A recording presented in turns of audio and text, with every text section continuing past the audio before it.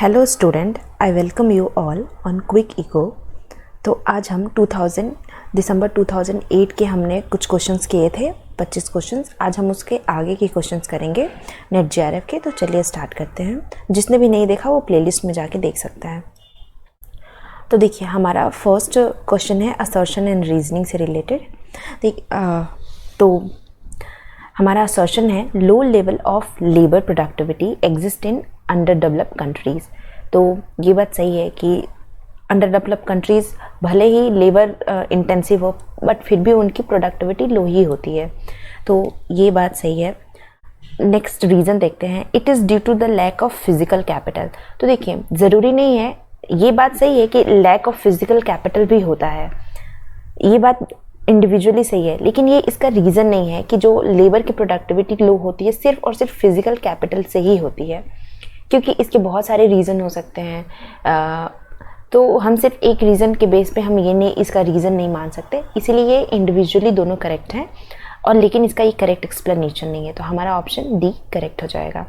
Next question है, in India more and more farmers are getting pushed out of agriculture. अब देखिए, agriculture से बहुत सारे लोग अब बाहर निकल रहे हैं और उसका रीज़न बताया है कि there land base is becoming smaller, कि लैंड छोटा होता जा रहा है। तो ये दोनों बात सही है, क्योंकि जैसे अगर किसी के पापा हैं तो उनके पास जो ज़मीन मिलती है तो वो डिवाइड होके मिलती है, यानी कि उनके जो पापा के पापा हैं अगर उनके 2 भाई हैं तो ज़मीन का 2 हिस्सा हो गया। फिर पापा हैं, इनके 4 भाई हैं तो इसी ज़मीन का 4 हिस्सा हो गया। तो अभी देखिए, ज़मीन की जो ये लैंड है अभी एक आदमी के लिए छोटा होता जा रहा है। तो अगर ये छोटा होता जा रहा है तो कई सारे लोग अब इस पर कई सारे ऐसे ज़मीन हो गए हैं जिस पे खेती करना नहीं कर सकते। तो इसलिए ये दोनों रीज़न और असर्शन सही है। तो हमारा जो आंसर हो जाएगा वो हो जाएगा सी। नेक्स्ट चलते हैं। मैंने ऑफिशियल आंसर की भी आपको लास्ट में दी हुई है, तो आप रिवीजन के पर्पस से भी इसको जल्दी जल्दी देख सकते हैं ताकि आप लोगों को इजी हो एग्ज़ाम में। नेक्स्ट क्वेश्चन है हमारा, Jagdish Bhagwati stated that country in its growth process would experience immiserizing growth and deterioration of terms of trade. तो देखिए, जगदीश भगवती ने ये कंसेप्ट ही दिया था इममिसराइजिंग ग्रोथ का, और ये जो कंसेप्ट है ये इन्होंने 1958 में दिया था। इन्होंने एक बुक भी लिखी थी, ये भी एग्जाम्स में पूछ देता है कि कौन सी बुक लिखी थी। तो बुक का नाम है इन डिफेंस ऑफ ग्लोबलाइजेशन। तो ये इनकी बुक का नाम है और ये बात बिल्कुल सही है कि इममिसराइजिंग ग्रोथ एक्सपीरियंस और deterioration of terms of trade की बात की है। और उन्होंने बताया है कि income elasticity of demand for country exports is high, कि क्या income elasticity of demand for country exports high होते हैं। तो ये बात भी सही है। जब हम डिवैल्यूएशन की थ्योरी पढ़ते हैं तो हम जे कर्व पढ़ते हैं। तो जे कर्व में भी बताया था कि जब हम डिवैल्यू करते हैं अभी कोई भी कंट्री अगर अपने मनी को डीवैल्यू करती है तो स्टार्टिंग में उसको किसी भी तरह का कोई फ़ायदा नहीं होता है। तो यानी कि उसका जो ग्राफ है वो नीचे उठता जाता है और कुछ टाइम बाद उसको फ़ायदा होता है, तब ऐसे ऊपर जाता है। तो जे कर्व से ही रिलेटेड जो इनका जो था, इनका भी वही था कि एक्सपोर्ट जब हम सिर्फ एक्सपोर्ट पे फोकस करना चाहेंगे तो वो हमें स्टार्टिंग में फ़ायदा नहीं करेगी। तो उसी को deterioration of terms of trade बोला था इन्होंने। और तो इसलिए ये दोनों सही हैं और एक करेक्ट एक्सप्लेन भी करते हैं। तो हमारा ऑप्शन सी करेक्ट हो जाएगा। चलते हैं नेक्स्ट क्वेश्चन पे, कि coefficient of concurrent deviation is calculated between the direct deviation and not there magnitude. तो ये बात सही है कि जो कोएफिशिएंट ऑफ कंकरेंट डेविएशन है ये हमें डायरेक्शन ऑफ चेंज को बताता है।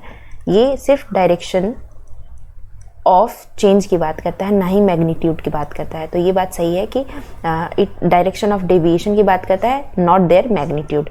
तो हमारा असर्शन सही है। रीज़न देख लेते हैं, if T is desire to study the correlation between 2 series in a very casual manner, if this desire to study. तो ये हमें 2 सीरीज़ के बीच में यानी कि कोई x वैल्यू है तो वो उसके करस्पॉन्डिंग y वैल्यू और वो भी सेम टाइप के होने चाहिए, यानी कि 2 सीरीज़ के और वो कैजुअली मैनर में कोरिलेशंस को स्टडी करता है। तो ये बात भी सही है, कोएफिशिएंट ऑफ कॉन्करेंट डेविएशन यही करता है। तो इसलिए हमारा ये दोनों ऑप्शन सही होगा और रीज़न भी करेक्ट एक्सप्लेन करता है। तो ऑप्शन डी करेक्ट हो जाएगा। नेक्स्ट क्वेश्चन पे चलते हैं कि James बुचानन viewed that primary burden of public debt is shifted to posterity। Posterity का मतलब होता है फ्यूचर में हम अपने पब्लिक डेट को क्या हम शिफ्ट कर सकते हैं। तो देखिए, जो जेम्स बुचानन थे ये यूएन के 15th प्रेसिडेंट भी थे और इन्होंने पब्लिक चॉइस थ्योरी की बात की है, पब्लिक चॉइस थ्योरी। और उन्होंने इस बताया है कि जो पब्लिक डेथ है ये future generation to generation wise shift होता है। तो इन्होंने ये बात सही कही है। और public debt is paid by taxing the posterity. क्या हम पब्लिक डेथ जो हम पे करते हैं, क्या हम सिर्फ टैक्सिंग करके पोस्टेरिटी मतलब फ्यूचर में से क्या हम सिर्फ टैक्स की से वो पे करते हैं? तो ज़रूरी नहीं कि पब्लिक डेथ सिर्फ हम फ्यूचर जनरेशन ही पे करेगी, वो भी टैक्स से। तो हमारा सेकंड रीज़न जो है ये फॉल्स हो जाएगा और हमारा असर्शन करेक्ट हो जाएगा। यानी कि बोथ, अरे सॉरी इसमें है प्राइमरी बर्डन ऑफ पब्लिक। तो प्राइमरी नहीं, सेकेंडरी बर्डन हम शिफ्ट कर सकते हैं, प्राइमरी बर्डन को हम शिफ्ट नहीं कर सकते हैं। तो इसलिए हमारा फर्स्ट भी गलत है। तो इसलिए हमारा ये both A and R false हो जाएगा। अगर वहाँ पे सेकेंडरी बर्डन होता तो वो generation to generation wise shift हो सकती थी। प्राइमरी बर्डन तो जो प्रेजेंट में है उसी को बियर करना पड़ेगा। तो इसलिए हमारा दोनों असर्शन एंड रीज़न इनकरेक्ट है। अब देखिए, अब हम 31 से 38 तक के जो जितने भी क्वेश्चंस हैं वो क्रोनोलॉजिकल ऑर्डर के हैं, उसको हम देखेंगे। तो चलिए देख लेते हैं। अब देखिए, थ्योरी ऑफ मोनोपोलिस्टिक कंपटीशन। तो theory of monopolistic competition Chamberlain ने दिया है और चैम्बरलिन ने 1933 में दिया है। अब आता है क्रूनो डुओपोली मॉडल। तो क्रूनो डुओपोली मॉडल क्रूनो ने ही दिया है 1838 में। Marshall theory of quasi rent, ये मार्शल ने 1890 में अपनी बुक में दिया था।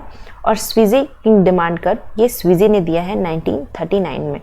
तो अब हम इसको क्रोनोलॉजी में बैठा लेते हैं। तो सबसे पहले क्रूनो का मॉडल, उसके बाद मार्शल, उसके बाद आएंगे मोनोपोलिस्टिक कंपटीशन और उस लास्ट में ये स्वीजी। तो सेकंड, थर्ड, 1 एंड 4, यानी कि हमारा ये जो सी ऑप्शन है ये करेक्ट हो जाएगा।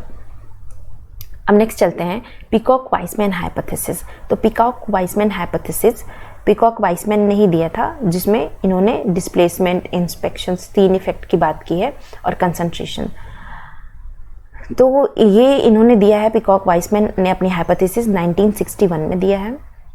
और बुचानन द थ्योरी ऑफ क्लब, तो बुचानन ने अपनी ये थ्योरी 1965 में दिया है। वैगनर हाइपोथेसिस, ये वैगनर लॉ भी इन्होंने इंक्रीजिंग ऑफ स्टेट एक्टिविटीज़ की बात की है और इन्होंने अपनी थ्योरी 1983 में दिया था। ये जो वैगनर हाइपोथेसिस है इसी का फर्दर एक्सप्लेनेशन ये पीकॉक वाइसमैन हाइपोथेसिस है, यानी कि इसको इन्होंने और आगे बताया है। और Findlay Siraj canon of expenditure, तो कैनन ऑफ एक्सपेंडिचर का जो टाइम है 1929 के अराउंड है। तो हम अगर इसको क्रोनोलॉजी में बैठाते हैं तो सबसे पहले आता है थर्ड, उसके बाद फोर्थ, थर्ड के बाद फोर्थ, फोर्थ के बाद फर्स्ट और फर्स्ट के बाद सेकंड।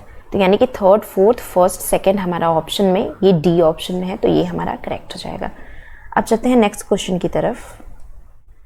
Inventory theoretic approach. देखिए, ये इन्वेंटरी थ्योरेटिक अप्रोच बाउमल ने दिया है और बाउमल ने कीन्स के अप्रोच, जो कि कीन्स ने बताया था कि ट्रांजैक्टरी और प्रिकॉशनरी डिमांड सिर्फ इनकम के फंक्शन है, इन्होंने बताया था सिर्फ ये इनकम के ही नहीं जबकि रेट ऑफ इंटरेस्ट के भी फंक्शन है। तो यानी कि इन्होंने कीन्स के इस पोर्शन को क्रिटिसाइज करके आगे बताया था कि रेट ऑफ इंटरेस्ट, और इन्होंने इन्वेंटरी थ्योरेटिक अप्रोच में ही बताया था। तो बाउमल ने ये थ्योरी 1955 में दी है, 1952 में दी है। और restatement of quantity theory of money ये फ्रीडमैन ने दी है और फ्रीडमैन ने ये 1956 में दी है। फिर फिशर इक्वेशन ऑफ एक्सचेंज, ये फिशर ने दिया है 1911 में। और टैबुले क्यू, ये सबसे स्टार्टिंग में 1758 में ये दिया गया था। तो अगर हम इसको क्रोनोलॉजी में देखें तो फोर्थ, फिर third, then first and then last second, तो यानी कि फोर्थ, थर्ड, फर्स्ट, सेकंड, तो ये हमारे थर्ड ऑप्शन में है, तो हमारा ये थर्ड करेक्ट हो जाएगा। नेक्स्ट चलते हैं इंट्रोडक्शंस ऑफ रोलिंग प्लान। तो देखिए ये 5 ईयर प्लानिंग से रिलेटेड ये सारे हमें कंसेप्ट दिए हुए हैं। तो इंट्रोडक्शंस ऑफ रोलिंग प्लान ये 5th 5 ईयर प्लानिंग के बाद हुआ था, यानी कि 1978 to 80 ये चला था। The movement of planning of market mechanism, तो ये देखिए कि मार्केट मैकेनिज्म की प्लानिंग 1991 में, जिसमें लिबरलाइजेशन, प्राइवेटाइजेशन, ग्लोबलाइजेशन, एलपीजी की बात हुई थी, तो ये उस टाइम का है। उसके बाद हम आते हैं कि महालनोबिस मॉडल। तो Mahalanobis model second 5 year plan, यानी कि 1956 से लेके 1956 से स्टार्ट हुई थी। तो ये सेकेंड 5 ईयर प्लान था और 61 तक। उसके बाद ये डिक्लेरेशन ऑफ प्लान हॉलीडे, तो ये प्लान हॉलीडे जब हम थर्ड 5 ईयर प्लान पढ़ लेते हैं, 61 to 66 के बाद जब थर्ड 5 ईयर प्लान आता है, उसके बाद जो ड्यूरेशन था, क्योंकि थर्ड 5 ईयर प्लान के बाद बहुत सारे वॉर्स हो गए थे, तो उसके बाद 66 से लेके 69 तक ये 3 ईयर्स का प्लान हॉलीडे हुआ था। तो अगर हम इसको क्रोनोलॉजी में बिठाते हैं, देखिए ये 5 ईयर प्लानिंग से रिलेटेड मैंने वीडियो बनाया है, तो आप प्लेलिस्ट में जाके क्विक कंटेंट में जाके आप उसमें देख सकते हैं 5 ईयर प्लानिंग, और भी सारे वीडियोस हैं जिसमें आपको सारे प्लानिंग एक साथ मिल जाएंगे। तो अगर हम इसको क्रोनोलॉजी में सेट करते हैं, तो सबसे पहले हमारा आता है महालनोबिस का मॉडल, यानी कि थर्ड। तो सबसे पहले हम थर्ड सेट कर लेंगे, उसके बाद फोर्थ, थर्ड के बाद फोर्थ, उसके बाद फर्स्ट एंड देन सेकेंड। तो थर्ड, फोर्थ, फर्स्ट, सेकेंड, तो थर्ड, फोर्थ, फर्स्ट, सेकेंड, ये हमें सी में मिल गया, तो हमारा सी करेक्ट ऑप्शन हो जाएगा। अब हम चलते हैं नेक्स्ट क्वेश्चन की तरफ कि specific target group oriented program कब लॉन्च हुआ था। तो ये जो है specific target group oriented program, ये 1973 में लॉन्च हुआ था।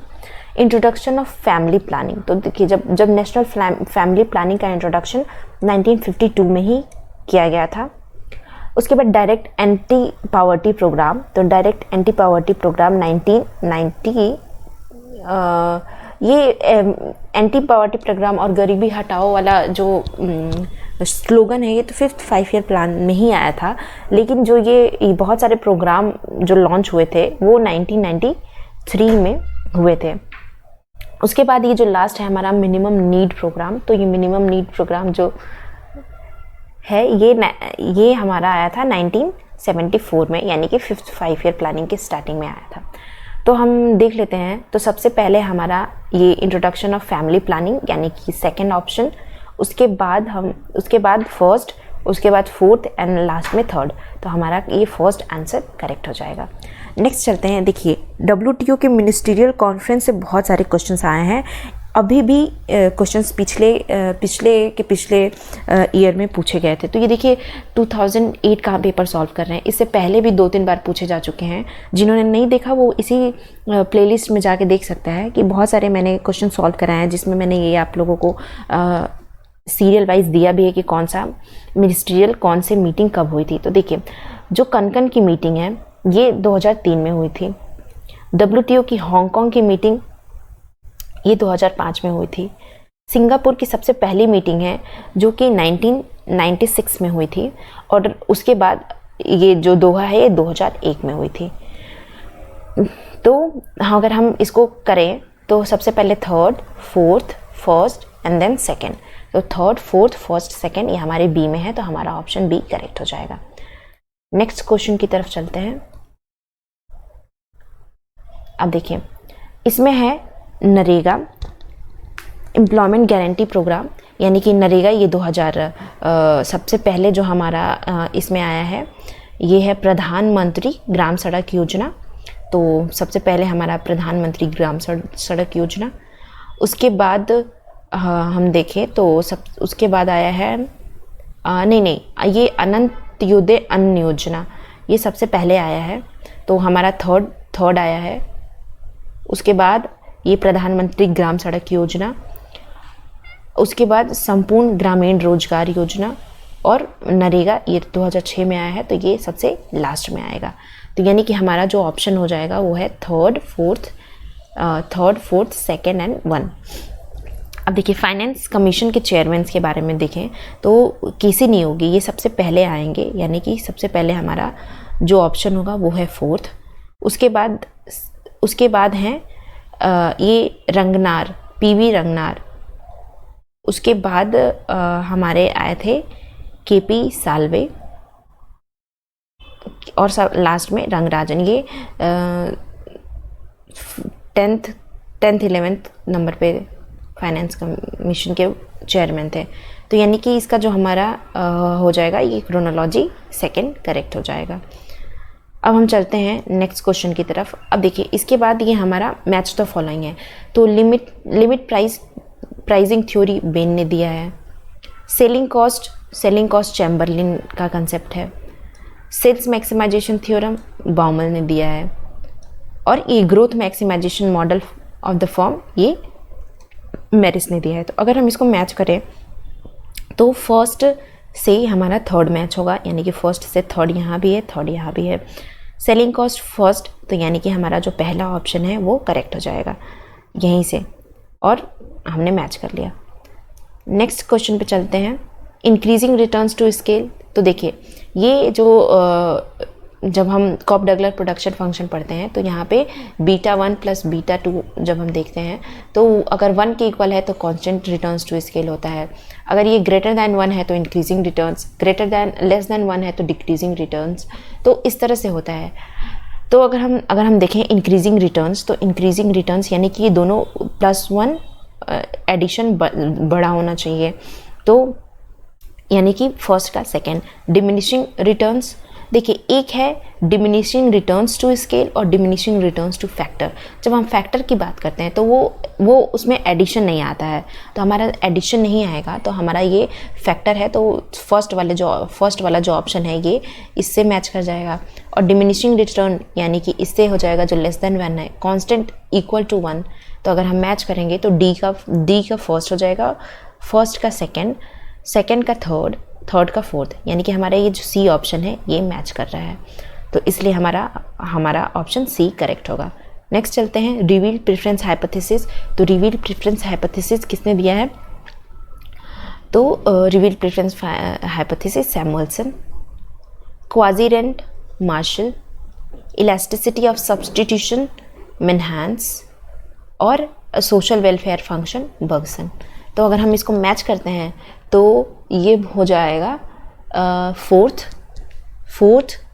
सेकंड का थर्ड और थर्ड का सेकंड और लास्ट 1। तो हाँ, यानी कि हमारे ये बी में मैच कर रहा है, तो बी हमारा करेक्ट आंसर हो जाएगा। नेक्स्ट चलते हैं कि टैबले इकोनॉमिक। देखिए इसका पहला हमने देखा था कि ये जो इसका स्टार्टिंग जो डेट था वो 1758 था। तो ये जो मैच करेगा इसको दिया था फ्रांसिस्को क्वज ने। फिर लाइफ साइकिल हाइपोथेसिस तो ये दिया है फ्रैंको मोडिग्लियानी ने। ओपन इकोनॉमिक वर्जन तो ये मुंडर ने दिया है। और नेशनल इनकम अकाउंटिंग ये रिचर्ड स्टर्न ने दिया है। तो फर्स्ट का थर्ड और सेकंड का फोर्थ, तो फर्स्ट का थर्ड और सेकंड का फोर्थ ये हमें सी ऑप्शन में मिल रहा है, तो यानी कि हमारा ऑप्शन करेक्ट हो जाएगा। अब हम चलते हैं नेक्स्ट क्वेश्चन की तरफ कि physical quality of life index. तो physical quality of life index Morris D Morris ने 1970 में दिया था। ऑर्गेनिक कंपोजिशन ये कार्ल मार्क्स ने दिया है। वारंटेड ग्रोथ रेट ये हैरेट के मॉडल में है, नेचुरल वारंटेड और एक्चुअल ग्रोथ रेट के बाद। स्टेजेस ऑफ ग्रोथ ये डब्ल्यू रॉस्टो ने दिया है। तो अब हम इसको मैच कर लेंगे तो फर्स्ट का थर्ड और सेकंड का फोर्थ, फर्स्ट का थर्ड सेकंड का फोर्थ ये यहाँ भी है। वारंटेड ग्रोथ रेट सेकंड, यानी कि हमारा ये जो फोर्थ ऑप्शन है ये करेक्ट हो जाएगा। तो फोर्थ ऑप्शन हमारा करेक्ट हो जाएगा। अब हम चलते हैं नेक्स्ट क्वेश्चन की तरफ कि इनकम इफेक्ट ऑफ डिवैल्यूएशन। तो इनकम इफेक्ट ऑफ डिवैल्यूएशन की जो बात है ये एब्जॉर्प्शन अप्रोच में हम करते हैं। देखिए दो तरह के अप्रोच है, इलास्टिसिटी अप्रोच और अब्जॉर्प्शन अप्रोच। तो इनकम इफेक्ट अब्जॉर्प्शन अप्रोच में आया था जो सिडनी अलेक्जेंडर ने दिया है। उसके बाद प्राइस इफेक्ट ऑफ डीवैल्यूएशन। तो प्राइस इफेक्ट ऑफ डीवैल्यूएशन जो है ये कहाँ गया, प्राइस इफेक्ट ऑफ डीवैल्यूएशन ये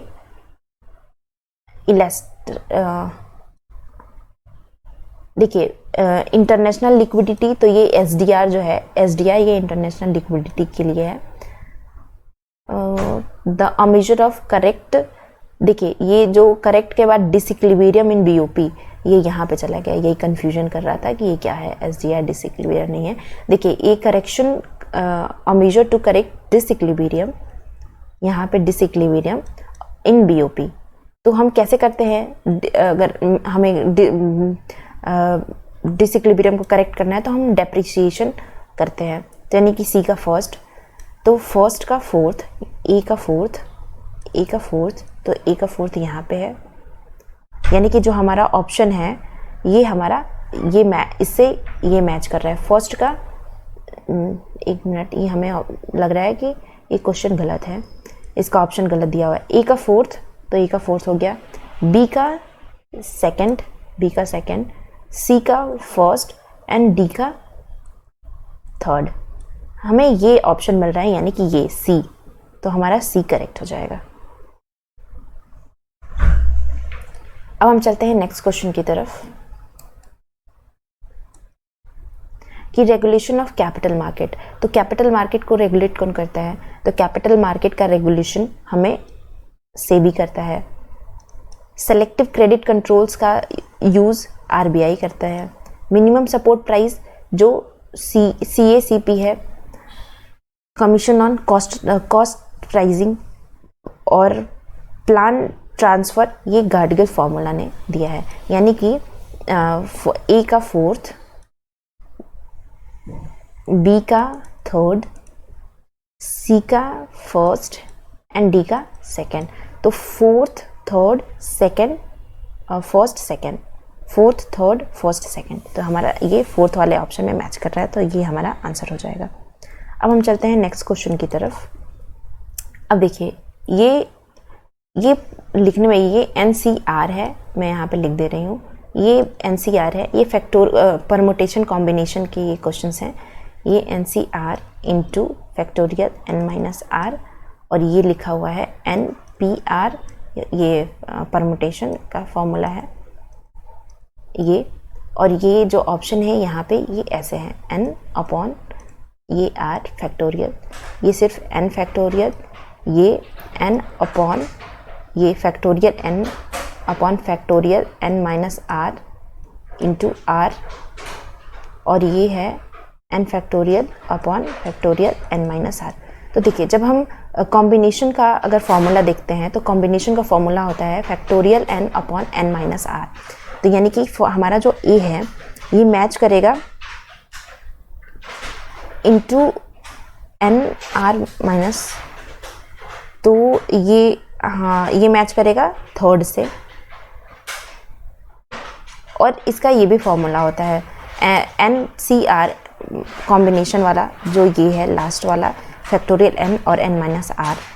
और ये जो थर्ड है ये जो मैच करेगा, यानी कि अगर फर्स्ट का थर्ड देखें तो फर्स्ट का थर्ड यहाँ भी है और यहाँ भी है, सेकंड का फोर्थ, यानी कि हमें ऑप्शन यहीं से मिल गया है, यही करेक्ट है। अगर थर्ड का फर्स्ट, ये थर्ड फर्स्ट से मैच करेगा और सेकंड से मैच करेगा। जब हम इसको सॉल्व करेंगे ना तो ये परमुटेशन का ये फॉर्मूला निकल के आएगा। अब नेक्स्ट क्वेश्चन की तरफ चलते हैं। अब देखिए इसके बाद से जो भी क्वेश्चन है वो इस रीडिंग कॉम्प्रीहेंशन पे बेस्ड क्वेश्चन है। देखिए अब ये क्वेश्चन अभी मैं कराऊंगी तो ये बहुत टाइम टेकिंग हो जाएगा, तो इसलिए आप लोग ये क्वेश्चन खुद से करिएगा, कोशिश करिएगा। नहीं आएगा तो आप एक बार आंसर से मैच कर लीजिएगा, क्योंकि अल्टीमेटली ये आप ही लोगों को करना है, अपने समझ के करना है कि आप कितना समझ पा रहे हैं। तो मैंने लास्ट में कुछ आंसर्स भी दे दिए, ये सारे क्वेश्चंस हैं इसके बेस्ड, और लास्ट में मैंने इसके आंसर भी दिए हैं ताकि आप लोग उसको मैच कर लीजिएगा। पहले खुद से करने की कोशिश करिएगा और नहीं आएगा तो उसको मैच कर लीजिएगा। तो ये लास्ट में ऑप्शन है, उससे आप मैच कर सकते हैं। तो thank you so much student, हमने 2008 के पूरे क्वेश्चंस कंप्लीट कर लिए हैं और हम नेक्स्ट वीडियो में 2009 के क्वेश्चंस लेके आएंगे। तो thank you so much and stay tuned.